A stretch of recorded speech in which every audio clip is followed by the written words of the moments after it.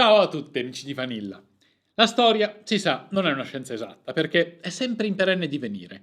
Nuove conoscenze e scoperte possono non solo colmare dei vuoti, ma addirittura ribaltare quanto ritenuto fino a quel momento un dato quasi certo. Se questo è vero per l'indagine storica, ancora di più lo è quando si tratta di preistoria, quel tempo lontanissimo della civiltà umana che può essere indagato solo attraverso studi archeologici, paleontologici e antropologici, ma non attraverso le fonti scritte. Fino ad oggi si è sempre creduto che solo dopo l'avvento dell'agricoltura e della domesticazione animale e la conseguente sedentarizzazione delle tribù dei nostri antenati neolitici, cacciatori e raccoglitori, gli esseri umani siano arrivati a compiere pratiche religiose.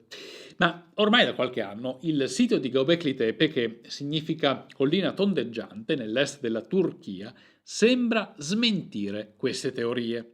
Il sito è suggestivo e vagamente somigliante a Stonehenge. Viene costruito molto prima di qualsiasi edificio religioso finora conosciuto, con blocchi di calcare squadrati ornati con bassorilievi di animali, gazzelle, serpenti, volpi, scorpioni e cinghiali. Ciò che risulta quasi incredibile è l'epoca della sua costruzione, che risale approssimativamente a 11.600 anni fa, circa 7.000 anni prima della piramide di Giza, tanto per inquadrarlo in una fascia temporale.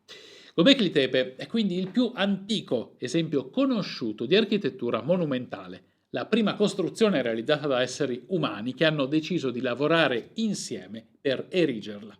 In realtà scavi iniziati nel 2019 su un sito gemello a una quarantina di chilometri di distanza, Karahan Tepe, potrebbero portare ancora più indietro nel tempo. L'archeologo responsabile delle ricerche in entrambi i siti, il professor Necmi Karul dell'Università di Istanbul, azzarda che Karahan Tepe possa risalire all'11.500 a.C., ovvero a 2000 anni prima di Göbekli Tepe. Allora, quello che sta lentamente venendo alla luce nell'arido altopiano della Turchia orientale, un tempo parte della mezzaluna fertile, è risalente a talmente tanto tempo fa da sembrare addirittura non possibile. Il famoso archeologo egiziano Zahi Hawass, per esempio, è molto scettico. Enormi pietre scolpite 13.000 anni fa con rudimentali strumenti di selce, in un contesto monumentale di difficile interpretazione oggi per gli archeologi, sono state prima estratte da cave nel territorio circostante, poi trasportate, lavorate e conficcate nel terreno per formare enigmatici cerchi, prima che qualsiasi segno di civiltà fosse apparso nei luoghi abitati dall'uomo, prima dell'agricoltura, prima dell'allevamento, dell'uso della ceramica, prima dei primi insediamenti stabili.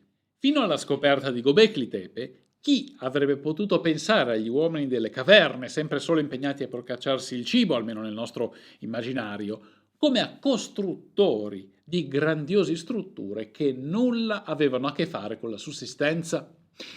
E se è vero che a Karahan Tepe e in altri 12 siti gemelli più piccoli, collettivamente chiamati Tash Tepeler, colline di pietra, gli scavi sono iniziati da poco e tutto ciò che è venuto alla luce deve ancora essere studiato approfonditamente. È altrettanto vero che questa area monumentale, tanto complessa quanto misteriosa e antica, può già insegnarci qualcosa in grado di rivoluzionare la storia dell'umanità, ma bisogna partire là dove tutto questo è cominciato, Göbekli Tepe. Prima di parlarne più del dettaglio vi ricordo di cliccare sul tasto like a fine video, ma solo se vi è piaciuto, di cliccare sul tasto iscriviti se non siete iscritti e di attivare la campanella del canale. In tanti mi chiedete: Matteo, ma come mai non mi arrivano le notifiche? Ecco, attivate la campanella e vi arriveranno tutte. E ora continuiamo a parlare di Göbekli Tepe.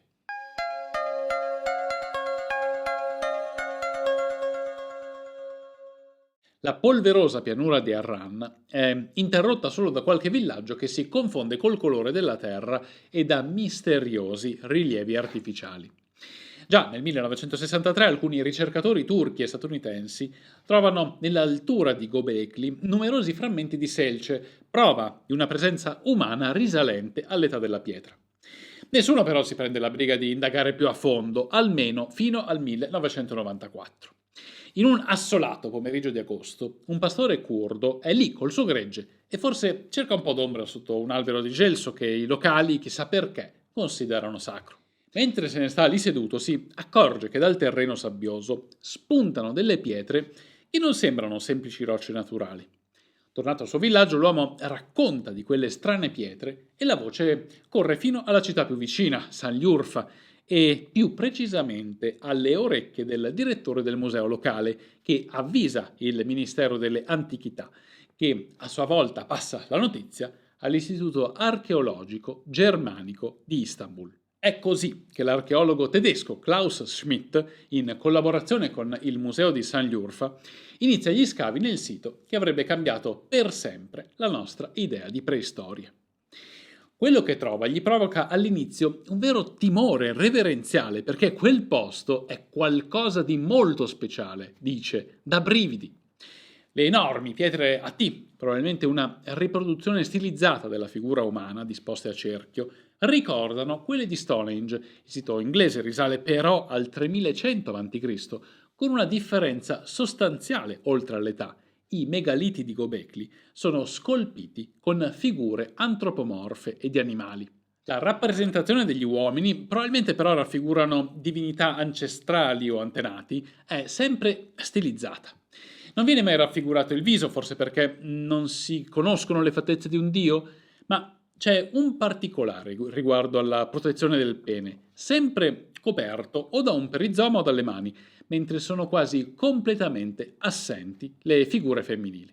In compenso abbondano le rappresentazioni di animali: leoni, cinghiali, volpi, gazzelle, avvoltoi, serpenti, ragni, anatre e pittogrammi astratti di difficile interpretazione, forse testimonianza di un culto sciamanico antecedente, la nascita delle divinità, che poi costituiranno il pantheon delle successive religioni.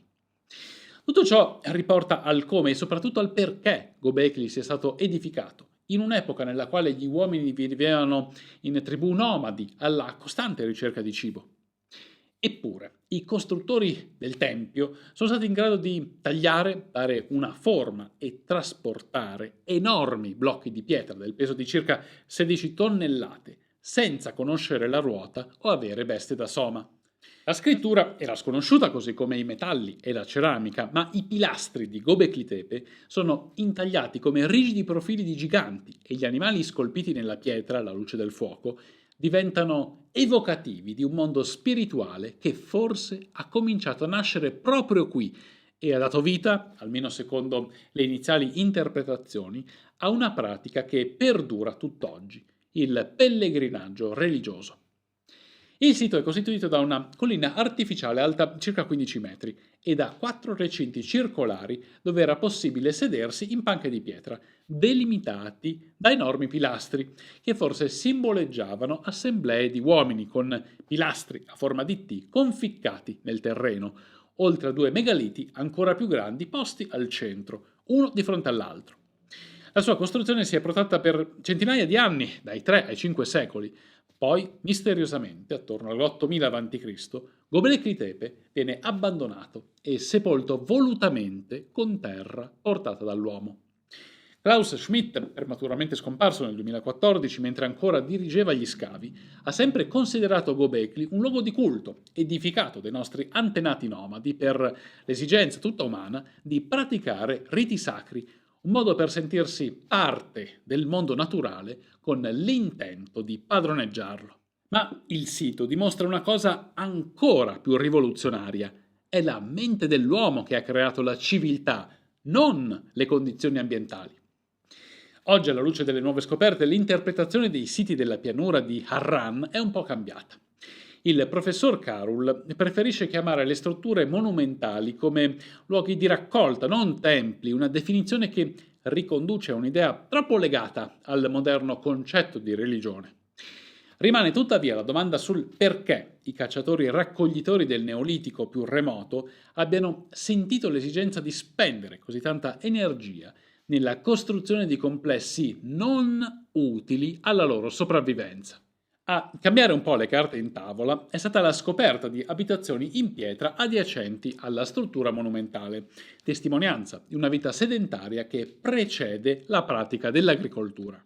Quindi, questi luoghi di raccolta non erano frequentati da gruppi nomadi di pellegrini che si radunavano saltuariamente per praticare un qualche culto, come ipotizzava Schmidt, ma da persone che vivevano qui, raccoglievano l'acqua in cisterne e forse avevano già trovato il modo di far fermentare i cereali selvatici, l'orzo ad esempio, per ricavarne bevande alcoliche, magari usate durante riti propiziatori della virilità, ipotizzati per la presenza di svariate pietre fittili a forma di pene, sia a Gobekli sia a Karahan, dove è stata scoperta una camera con 12 totem fallici, osservati in maniera inquietante da una testa di pietra posta nel perimetro del cerchio. L'archeologo turco spiega: si sta costruendo un nuovo ordine sociale con una vita stabile. Questo può essere importante quanto la vita produttiva o anche di più in termini di vita sociale. Queste persone ora hanno più risorse intorno a loro per cambiamenti climatici favorevoli e non devono spostarsi per cercare cibo. Vivono nello stesso posto in numero maggiore e questo significa un nuovo ordine sociale. In altre parole, gli edifici speciali sono abbastanza decisivi nella costruzione di questo nuovo ordine sociale. Perché tutto questo accade proprio qui e in nessun altro luogo della Terra? Schmidt credeva che Gobekli Tepe fosse solo simbolicamente un tempio dell'Eden, se si considera la narrazione mitica del giardino dell'Eden come un'allegoria della rivoluzione neolitica. Il passaggio dalla vita di cacciatori e raccoglitori a quella di agricoltori è per i sapiens, in un certo senso, la caduta di uno stile di vita più faticoso in termini di ore di lavoro necessarie per la sussistenza e anche per la trasmissione di malattie portate dagli animali addomesticati. Tuttavia l'agricoltura nasce proprio qui, nella Turchia sudorientale, anche se all'epoca quello è un luogo naturalmente ricco di piante commestibili, un paradiso di querce, mandorli, pistacchi, cereali che crescono spontanei, dove prosperano gazzelle, pecore, capre e volpi, che finiscono nelle trappole. Grazie a tutta questa abbondanza naturale iniziano i primi tentativi di domesticazione animale e vegetale, perché i cacciatori e raccoglitori non hanno più bisogno di spostarsi per sopravvivere. Probabilmente qui si incontrano tribù e popoli diversi che si scambiano conoscenze e tradizioni. Allora, quei pilastri decorati forse servono a fissare la memoria collettiva che porta a un'identità collettiva, fondamento del nuovo tipo di società che sta sorgendo. Le strutture monumentali potevano essere un luogo di ritrovo dove le persone si riunivano per spettegolare e discutere, dice Carroll, dando inizio a una narrazione che si protrae per circa 1500 anni e poi scompare. Una vera civiltà che rimane sepolta per oltre 10.000 anni e poi, all'improvviso, grazie a un pastore, salta fuori per rivoluzionare tutto ciò che abbiamo sempre creduto sulla storia dell'uomo. Tuttavia, ancora oggi Gobekli Tepe e gli altri Tash Tepeler, più che dare risposte, continuano a creare interrogativi. Perché tutto quello che era stato costruito venne deliberatamente sepolto? Perché molte delle figure umane rappresentate hanno 6 dita? Perché non ci sono scene di caccia? Perché all'incirca ogni 100 anni singoli cerchi con i pilastri venivano interrati facendo da base a nuove strutture? Cosa nascondono ancora le colline di pietra nella desolata pianura di Harran? Io naturalmente non lo so e probabilmente oggi non lo sa ancora nessuno, però possiamo divertirci facendo delle ipotesi nei commenti. Vediamo se viene fuori qualcosa di nuovo rispetto alle teorie degli studiosi. Per oggi mi fermo qui, ci vediamo al prossimo video.